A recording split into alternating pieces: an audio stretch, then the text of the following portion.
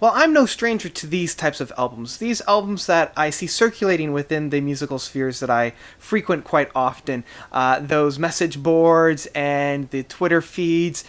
This one has been getting quite a bit of praise from a band that I am not too familiar with. So I always like discovering and seeing what these types of bands have. Sometimes they hold some real gems.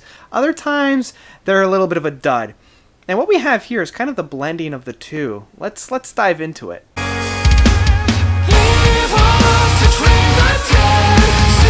In Contact by Caligula's Horse. So, Caligula's Horse is an Australian progressive metal-ish band.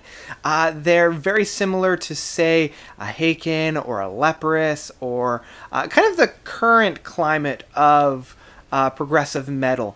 What sets these guys apart, though, is their more ballady approach to a lot of these songs. Now, In Contact is the only album that I've heard from this group, so I'm not quite sure how it measures up to the previous work. I know these guys have quite a bit of a fan base, and a lot of people are really grabbing onto this album, so I came in with somewhat of an expectation here, just with the amount of praise that has followed this album. So we come into the actual songs found on this album. It is a mixed grab bag. Some of the songs are really, really strong. The ones that come to mind immediately with being very, very strong right out of the get-go are probably the first two songs, Dream the Dream and Will Song. These guys are very heavy-hitting, very driven with power. I love the guitar stylings. It's very grooving and very well played out. As well as the last two songs of The Cannon's Mouth and Graves. Both of these songs are very, very beautiful. Modern metal tracks. The Cannon's Grave is a great, succinct, I don't want to say shorter because it is almost 6 minutes, but a great, succinct metal booming down the doors track. I love how it starts off with that booming beat and it never really stops. Like, it's always relentless and always chugging along.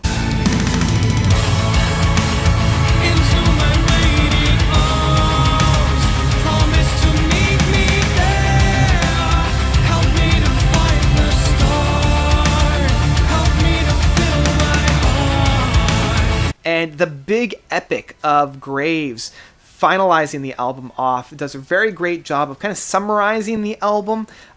Being 15 and a half minutes, it allows the band to stretch their legs and really try different things and really embrace the music. And for the most part, I have a great time with Graves. I don't know if it's really justified in being 15 and a half minutes. I feel like there's no real reason for it. Like, there's no real payoff for it being so long, other than the fact that I'm not really that bored within the song. Those are the hits, like those are the wins within this mixed grab bags. Some of the real misses on this, Capulet, I didn't quite know what they wanted to do with this song. It feels like it's trying to be a little bit softer, a little bit moodier, but it doesn't really feel connected to me. Fill My Heart feels a little bit disjointed, being the 7th song on here. I do like some of the metally guitars on this song with the gent drops that we have, as well as kind of the cascading higher notes a little bit later on in the song. But surrounded within this is that melodramatic soft tone that the band presents. And in terms of having a softer tone, it is a little bit of a breath of fresh air within the metal scene of having these more melodramatic songs, but I don't know if it really works. And the crowning jewel of not working songs on here is Love Conquers All. This one definitely feels like it's straight out of like a 90s soft rock album. Like, I feel like it's something I would have heard at a grade school dance or a high school dance that me and my friends would just constantly make fun out of. The rhythm section on here is so bland and begs for more, and in a bad way, that I can't help but just, like, the moment that it hits, I'm just like, nope, skip, can't do it.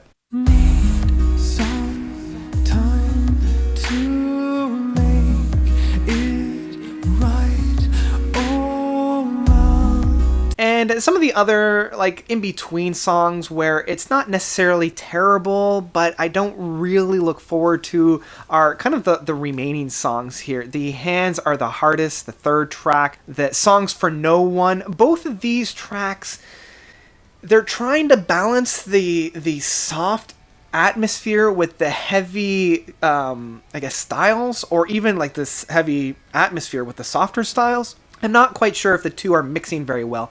Instead of blending the two together in a new concoction, almost like a melting pot, it's becoming more of like oil and water, where the two just aren't really mixing all that well, and the two styles are very apparent, and it's almost distracting at times. Now, the one track that I've left until the end is the Inertia and the Weapon on the Wall. This is like a purely poetic verse. There's no music. It's just, I think it's the singer, just giving almost like a monologue, very similar to some of the passages that Meatloaf has put on like the Bat Out of Hell. And where it worked on Bat Out of Hell, here it just seems really unnecessary. It's really drawing me out of the music. Whenever it comes on, I always skip the song, and if I skip a song, that's a bad sign. It doesn't really add too much. It does, on the one hand, make the punch from the cannon's mouth a lot more oomph, like a lot more intense, because, you know, it says at the end, spit in the cannon's mouth and tell them that ink sent you. And then it just hits you right into the cannon's mouth. But it's a little too much. It's a little too pretentious. It's a little too in your face and on the nose. It's not really as subtle, and the poetic atmosphere that they're going for just seems, as I said, pretentious instead of poetic.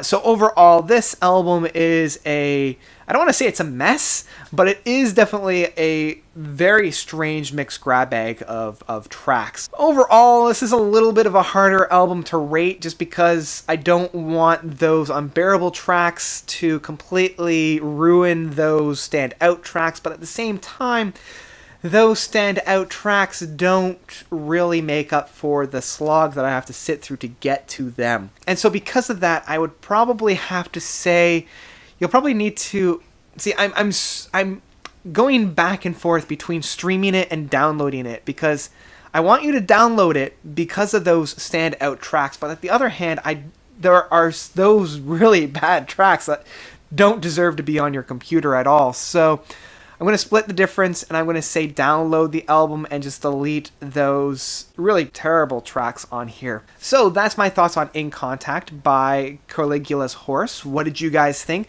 I know a lot of people have talked about it, so let me know of your own thoughts by commenting down below. Thank you guys so much for watching. You guys are definitely the best.